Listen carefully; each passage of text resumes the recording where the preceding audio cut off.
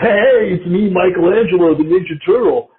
You guys know I love pizza, so I was wondering, what's your favorite pizza chain? Being from New York, you know I love Sbarro's. Love to hear what you guys think. Cowabunga!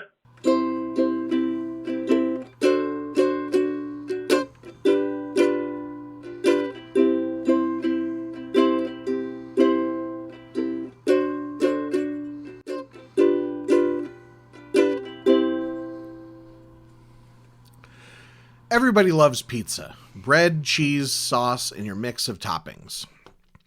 As a kid, we were regularly bribed with pizza parties that consisted of cold delivery pizza and a Dixie cup of lemonade.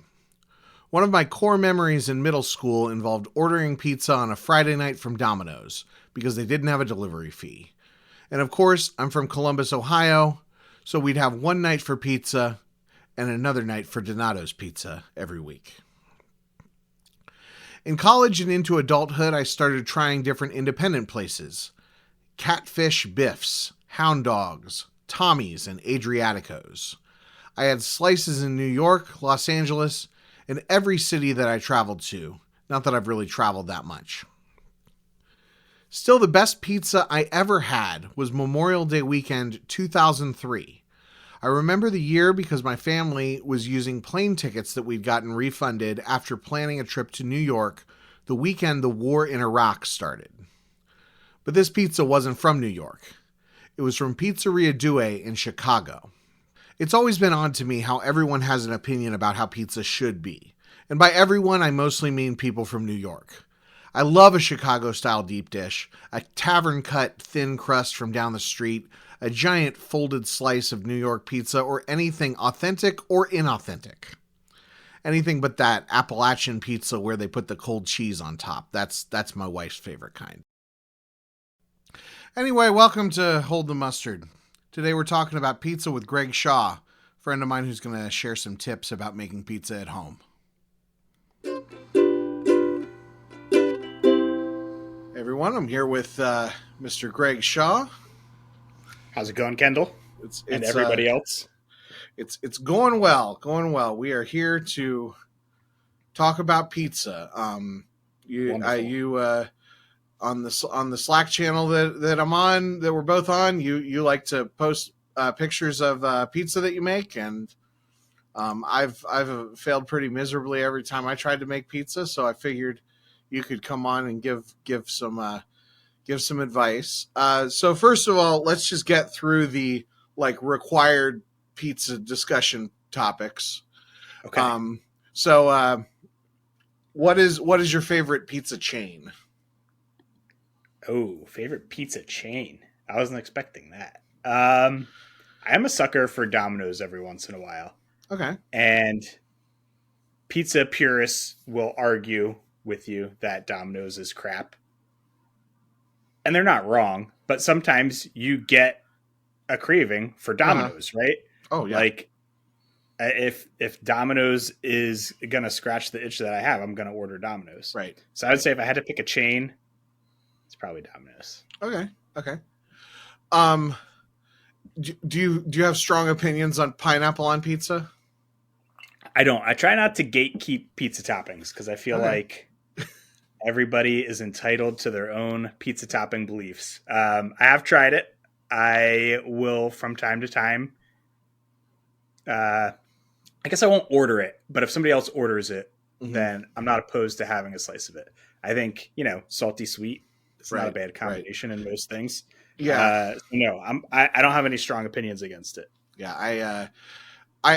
I'm kind of the same way. I usually don't order it for myself, but my wife likes a ham and pineapple pizza. Okay. I also will, if I have a cold, I'll get pineapple and jalapeno. Ooh, that sounds interesting. As long as it's a place that uses fresh jalapenos. I don't like pickled jalapenos. You want pickled? Yeah. Yeah. Okay, I'm gonna have to try that. I like that idea. Yeah. I learned it from the Hispanic coworkers when I worked at Pizza Hut briefly in 2007 or 2007. Yeah, that was a long time ago. But they did it, and I'm like, it's this, the sweet and spicy, and then also if you have a cold, you want some spicy stuff. Do you have opinions about Chicago style pizza or other regional pizzas? It's funny that you bring up Chicago style because last month my family was in Atlanta of all places, and there was a bar that offered Chicago style thin crust, which I know is a style because of my foray into all things pizza over the last couple of years. So we ordered it at the bar and it was pretty good.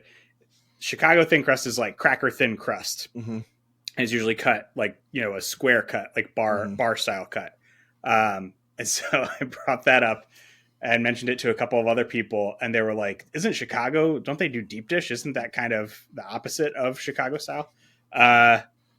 So it's funny that you mentioned that because that has been a topic of discussion lately. I like similar to the pineapple on pizza. I don't have any strong feelings against it. Mm-hmm. If somebody said, do you want to get a pizza? And I said, yeah, I'll take a plain pizza. And then they just brought me a Chicago style deep dish pizza without any other context, I'd probably be a little upset. Mm-hmm. I want to know what I'm getting into. Okay. But I do appreciate it for what it is. When I like pizza and think of pizza, I want something where I can eat like 2 or 3 or 4 slices and eat a lot of it. And still feel good about myself. And if you try to eat like 4 slices of a Chicago style deep dish pizza, you'll probably die. Right. So that's, I don't know. I need to be prepared. I need somebody to tell me that that's the kind of pizza we're going for. Uh-huh. So there's no surprises. I've had it a couple times. I have enjoyed it, but it wouldn't be my go-to at all. I prefer a thinner crust style of pizza in most cases. Yeah. I mean, I said this I do an opening monologue on the show, and I still think that the best pizza I ever had was Pizzeria Due in Chicago. The first time I had a proper Chicago style deep dish, and then for like probably more than a decade after that, like you just can't get that style pizza outside of Chicago, or you couldn't. Right. Now some of the famous restaurants have expanded, and you can get them. There's a Giordano's in Columbus now, but those. Okay. The problem is, I think the thing is that when I had the first couple times I had Chicago style pizza, I had the best Chicago style pizza in the world. Right, and then you're always chasing that, right? Yeah, exactly, you're like, you should have started with the lower quality stuff and worked your way up. Now, there was a period when I was in high school when DiGiorno made a Chicago style deep dish pizza that was actually really good. Oh, interesting. Yeah. I don't shy away from frozen pizzas either. There's like a local generic brand, like Signature Select, that my Acme Albertsons branded grocery chain sells, and sometimes they go on sale. They're like 4 for $10 or something, and I'll pick up a couple of them. I mean, it's nice to have a frozen pizza where you can just like crush the whole thing and not feel bad about it. Well, and it's nice to have a frozen pizza in your freezer for when you don't want to cook and you don't want to go out and you don't want to wait for unfortunately in my experience, unfortunately this has been true for a long time, frozen pizza is almost as expensive as delivery pizza, so yeah, I wait for the sales for that kind of stuff, and then I'll stock up. I do have to work in an addendum here to my initial answer to your question about chains. I forgot about Uno Pizzeria. Okay. Uno has started to make Detroit style pizzas, which is, if I'm going to go with a thicker crust, I do really like Detroit style. And Uno, which is a chain, I think they're nationwide, right? Well, they're originally from Chicago. Their Chicago style is what they started as, right? I don't know if they do much Chicago style pizza anymore. Maybe they do. I don't know. But they make Detroit style, and I've had it a couple times because there is an Uno maybe 10 minutes from where I live, and I actually really like it. I think they do a good job with it. Mm-hmm. Yeah, Pizzeria Due is actually owned by the same people as the Uno's chain, because their first their first pizzeria was called Pizzeria Uno, and then their second one was Pizzeria Due, which I guess means two in Italian. I'm following now. I'm following. Yeah, they don't have, they closed the Pizzeria Uno in Columbus, so okay. It was one of those restaurants that like I didn't go to very often. Like maybe I went like once a year or once every other year. But now that it's not there, I'm like every week I'm like, man, I wish I could go to the pizzeria. Yeah, you got the cravings. Yeah, I hadn't gone there very much either. And then they started doing a monthly trivia night. So I would go there with friends, and we realized that their beer offerings were really good. They always had a nice selection of beer, and some of the food was actually pretty good.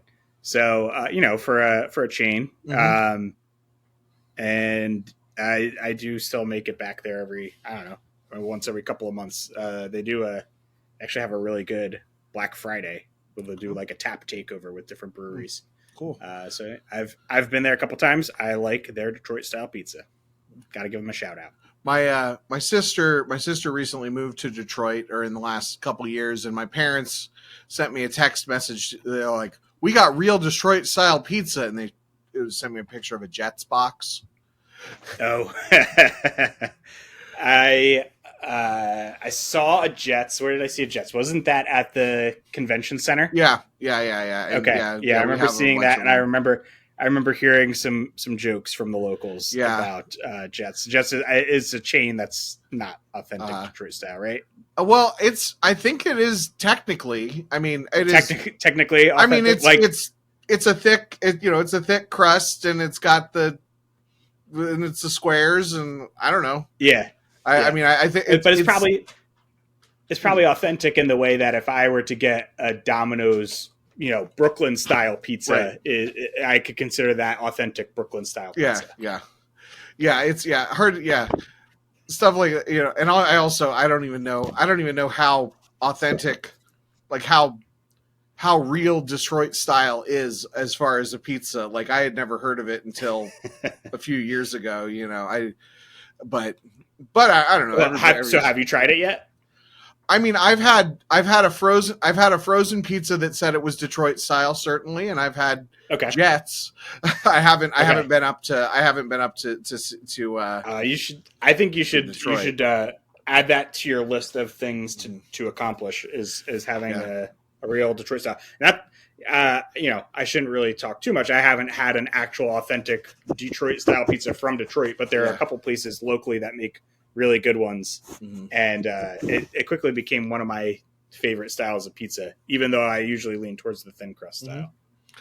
Okay. Any other pizza hot takes before we go into how you make a pizza? Pizza hot takes. I think anybody who's on the food channel on Star Wars Slack will know that I love some black olives on pizza, which is a pretty polarizing topic, right up there with pineapple. I don't know. I just love it. My favorite combination is black olives and pepperoni. And I feel like if you're going for pizza and you have the salty cheese, the salty pepperoni, and some salty briny black olives, you're just like in salt heaven right there. And that's my favorite combination of all time for a pizza. That's so funny. I think olives are probably whether they're black olives or the other color. A green, I guess a green. That is like the one pizza topping that will completely ruin, like, of the traditional pizza toppings. Like normally, because I love to get like a supreme, something with everything. I mean, I don't like anchovies either, but that's that's not an assumption. But yeah, like I always have to double check to make sure that the supreme pizza doesn't come with olives on it. All right, well, that's just more olives for me.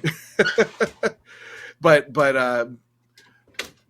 and I can use, but if it happens, I can luckily you can usually pick them off. Sometimes they leave a little bit of flavor behind that I don't love. But yeah, you're making my mouth water. All right, so now we're past the part of the recipe article that you scroll down because it talks about everybody's life story, and now we're getting to the real recipe. So take us through your process for making a pizza. My process, I have a couple of different pizzas that I'll make when I'm deciding to make pizza at home. I like to do sheet pan pizzas. I like to do Trenton style thin crust for like a tomato pie.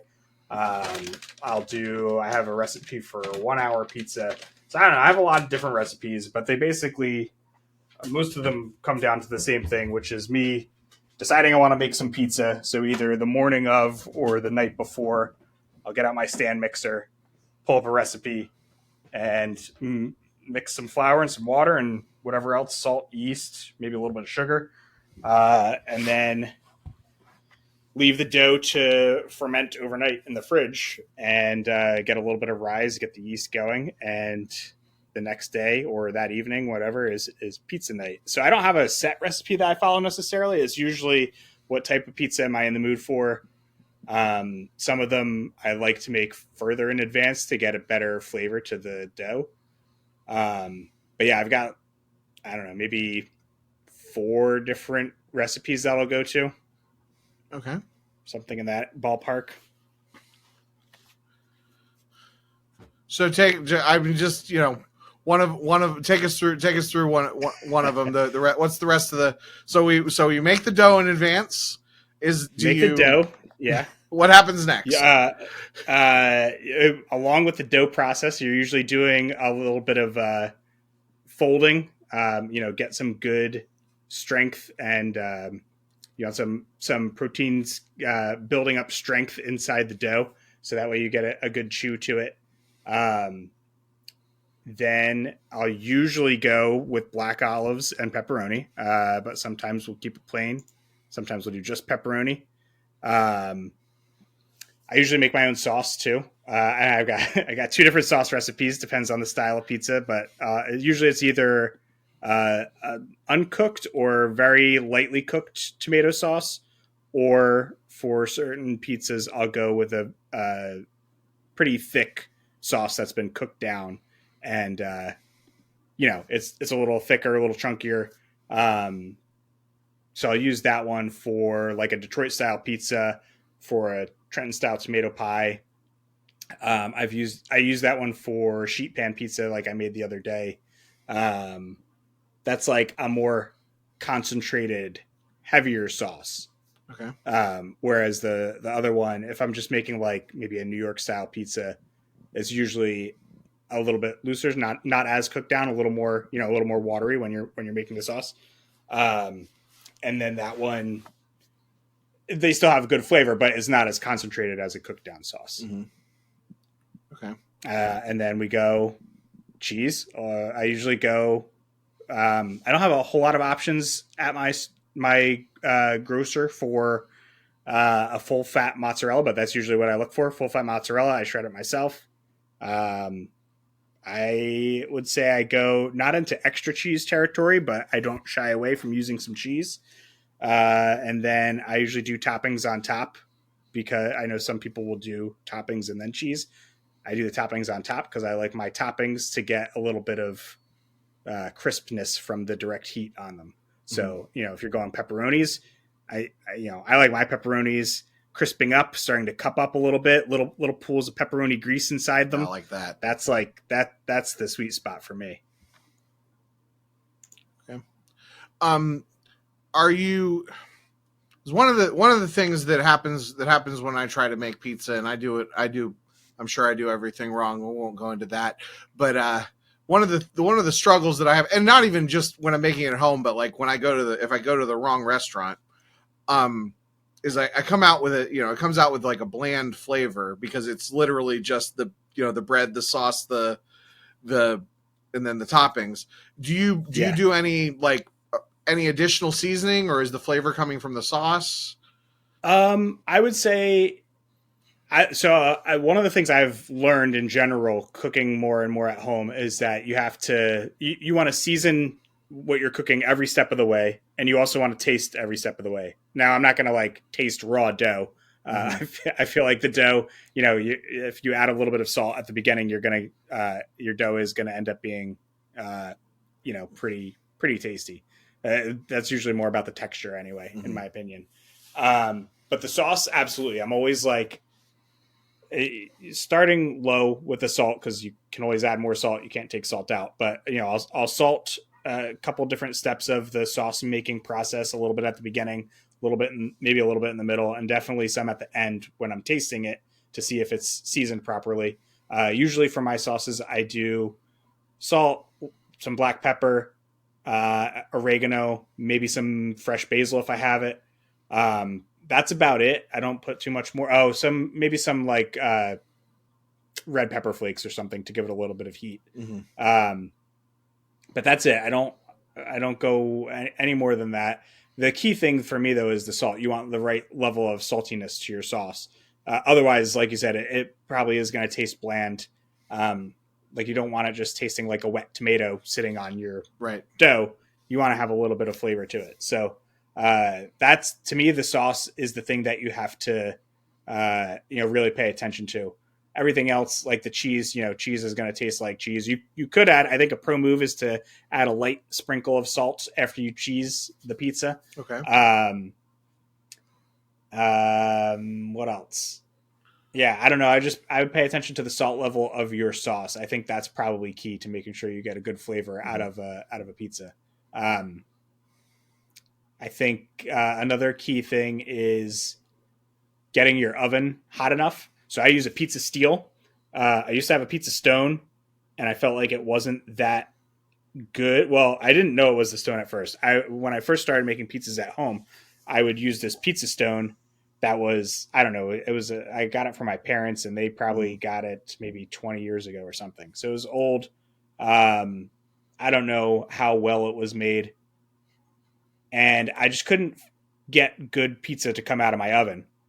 I switched to the pizza steel, and probably that in combination with learning better techniques and finding better recipes, probably all that stuff kind of merged at the same time. And I felt like my pizza making started to turn around and really become, satisfying things that I was happy to eat. But I think the pizza steel is key. You stick it in your oven, you turn your oven up as high as it'll go. For most people, that's 500 or 550. And you just let it go beyond just preheat, right? Usually your oven will beep or whatever when it's at the temperature you set it to. You don't just put the pizza in as soon as it beeps. You really need to let the pizza steel heat up and build up a lot of heat inside it. So when you put the pizza on it, the heat is transferred to the dough right away. They'll give you a nice transfer through the whole pizza and give you like a well cooked bottom crust, which you want for structural support, for texture that tastes good. I think salting your sauce, getting your oven to the appropriate temperature, those are two big things. Mm-hmm. Yeah, that's I definitely have had problems where I can't get the crust to cook to my liking. And I have a pizza stone, but yeah, we also have a 1,000-year-old oven that probably it makes it a challenge for sure. It definitely makes the kitchen warm. I don't know about the inside. That's actually, we barely use the oven anymore because it's so bad, and we got an air fryer. We can't air fryer a pizza really, or you could if it was small enough. Yeah. So any other so you took us through the whole the extended process. Are there any shortcuts or any other if somebody wanted to make a pizza but maybe doesn't have all day to do it, any shortcuts or tricks that you could use to get around, or do you feel like it's important to really take your time with it? I mean, I think it's like most things. If you're really trying to get a good quality pizza out of it, then you have to put in the energy and the effort, right? Otherwise, you're better off just ordering a pizza. Mm-hmm. One of the, cooking in the cooking game, one of the personalities that I follow the most is Brian Lagerstrom, who is a YouTube personality. Although he's got a background, he was a baker and a chef.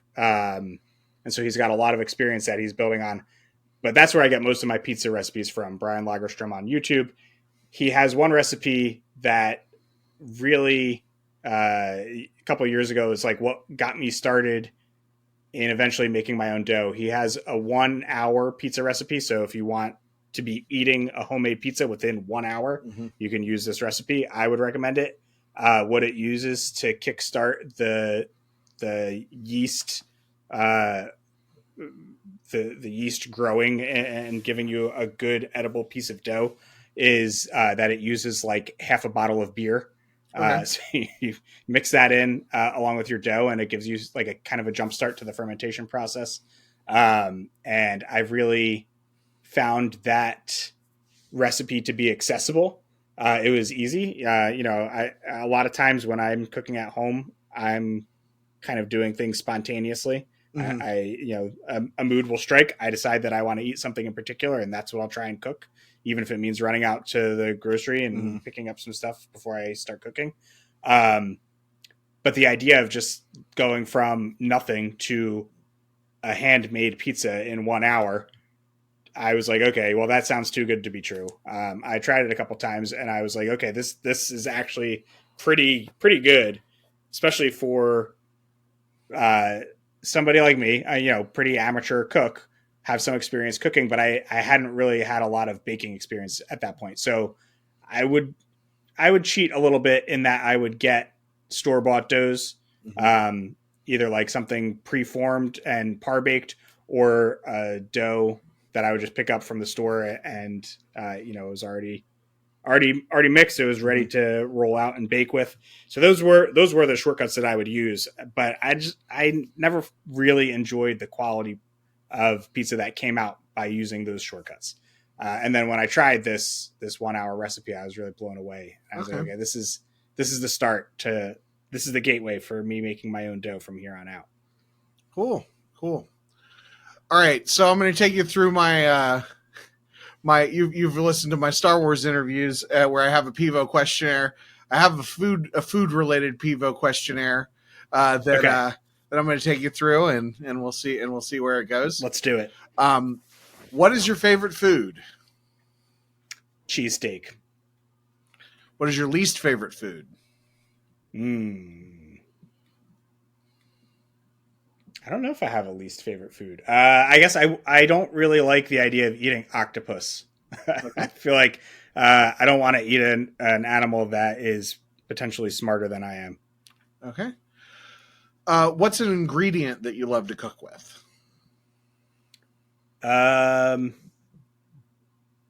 Citrus. Okay. What's a food that you can't quite figure out?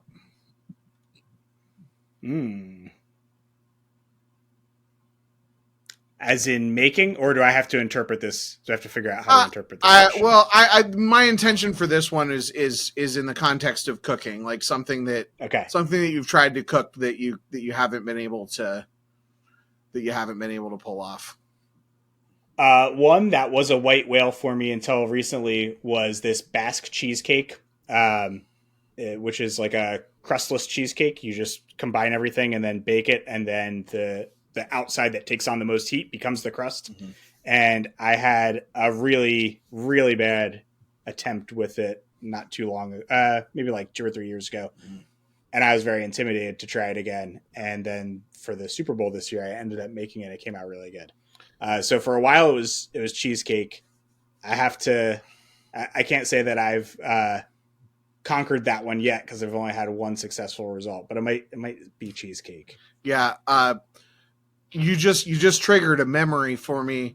Growing up, and this is probably why I have this question on the list, and I'm the same way, but growing up, my dad would get fixated on trying to learn how to make a particular food. Like he'd, go to in particular, I remember we went to a wedding and and the cake was really good. And he was trying to figure out how to make the perfect, like white wedding cake. And he tried, I don't think he ever made it from scratch, but which I'm sure that wedding cake was probably not from scratch either, the way that I hear how cake bakeries work. But like he tried like every single boxed recipe. Over the course, it was like we had like a cake every week for like 2 months. But he had this. Yeah, he had you're like, come on, Dad, no more cake. I'm getting tired of this. Yeah, I did not say that. No, but he had this. But and I'm pretty sure that he did that with cheesecake as well. Like he really struggled to make a cheesecake, and then eventually, I think my sister figured it out. Like they found a good recipe or something because they make it. They make it good. Sometimes now. Good. Sorry, I was just gonna say I needed a closure to that story. Oh yeah. Very, very important.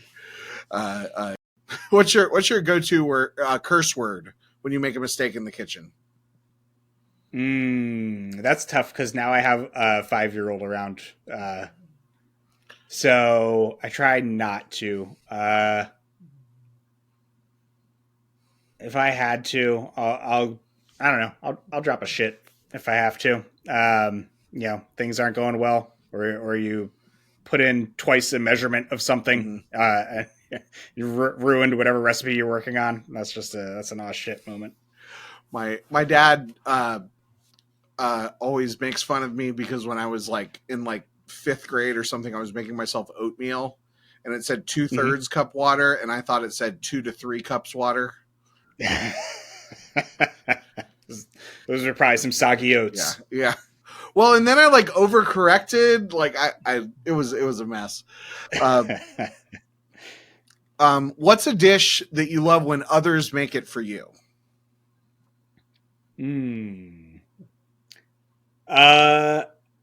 I think salads. I try to make myself salads so I can eat healthier, because I've already mentioned pizza and cheesesteak and cheesecake as all kinds of things that I like to eat. So I try to mix in some salads every now and then. But I enjoy salad so much more when somebody hands it to me, right, and I don't have to mix all that stuff up myself. What's a dish that you only trust yourself to make? I don't know. I don't feel like I'm that good at making anything. I do. All right. Vegetable dishes, just like a side of vegetables, because I love my vegetables. I like to actually taste the vegetable. So my go-to for almost any vegetable is to just roast it, toss it with some olive oil, some salt, a little bit of pepper, and roast it, and just get some, caramelized char on the outside of it and fresh vegetable taste on the inside of it. So if we're putting together a meal, like a lot of times my family will do, kind of like potluck style. Everybody brings a piece of a component of the larger meal, and I will usually try to claim some type of vegetable, because that's how I like to eat my vegetables, is just roasted, plain and simple. When I go to a potluck, I usually try to avoid having to bring anything, because whenever I bring something, nobody eats it. All right. Well, we can get you hooked up with some recipes. Next time you have a potluck, let me know. Well, it's not a matter of, it's not a matter of, in my experience, it's not a matter of the food I'm bringing not being good. It's just that there's always like, so many 17 things. different things. And yeah. One of the last family potlucks that I went to, my job was to bring a tripod for the camera. And then somebody else brought the tripod and I didn't need it. Like, what a bummer. I just can't, inevitably, like if it's my job to make the mashed potatoes, somebody else makes mashed potatoes and they're better. Or if I'm making the green bean casserole, there's 7 other green bean casseroles. Although I wish I will say I wish I'd brought green bean casserole to that event, because there were 7 different green bean casseroles and all of them were terrible. Ooh, that's a bad green bean casserole is not a dish I want to be eating. I don't understand how you make a bad green bean casserole, but they proved me wrong. It's just cream of mushroom soup and green beans and a little bit of milk and the onion things on top, like the crispy onions. You can't get it. You can't get it wrong. No, one of them was made with mayonnaise. It was anyway. What's a dish that, given the right pay and hours, you'd be happy to make as a career? Oh, we'll stick with the two that we've already talked about: pizza and cheesesteaks. I will sometimes go down a YouTube rabbit hole of just watching people like line cooks making cheesesteaks at the more famous Philly spots. I could just watch people do that for, I don't know, hours on end, and I do think it would be fun. Yeah. Pizza too. I think it would be good practice, certainly, but I feel like that would take away from, I don't know, the dollar component for pizzas might have to be pretty high, because then what would I make for myself when I come home from work, right? I don't want to make another pizza. Right. What's a dish that you would only ever want to make for yourself, friends, and family? A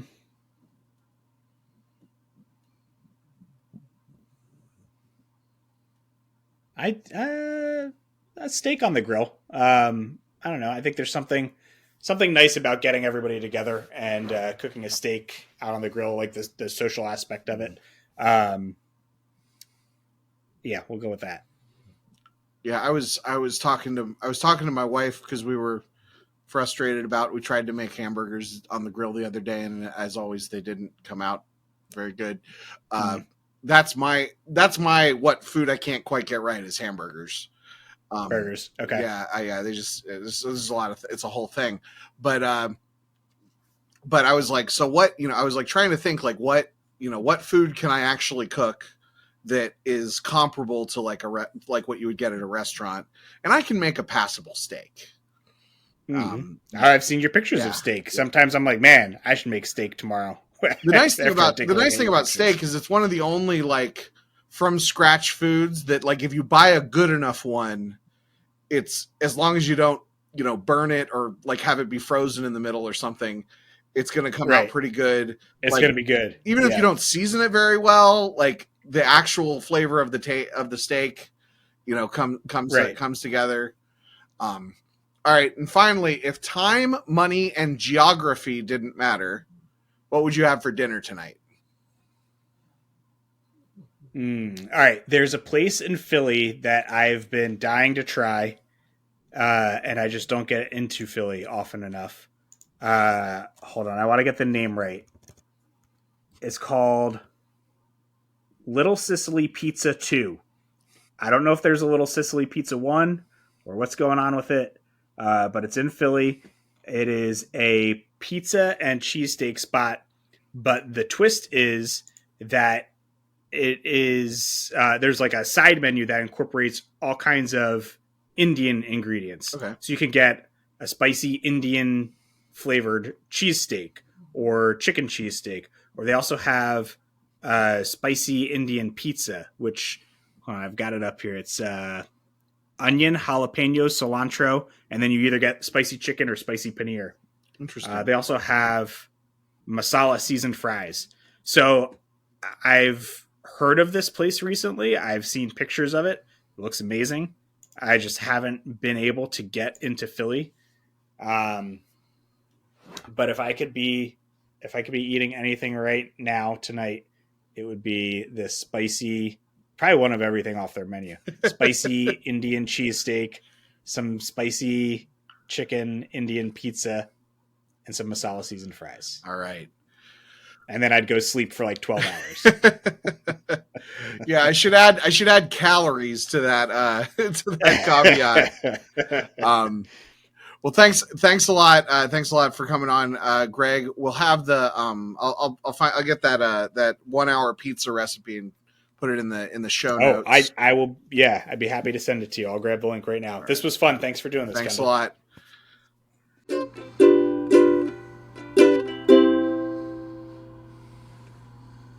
This podcast is a production of the KendallCast Podcast Network. You can support the show for just $2 a month at patreon.com/KendallCast, or make a direct donation through the PayPal link at kendallcast.ninja. Every little bit helps.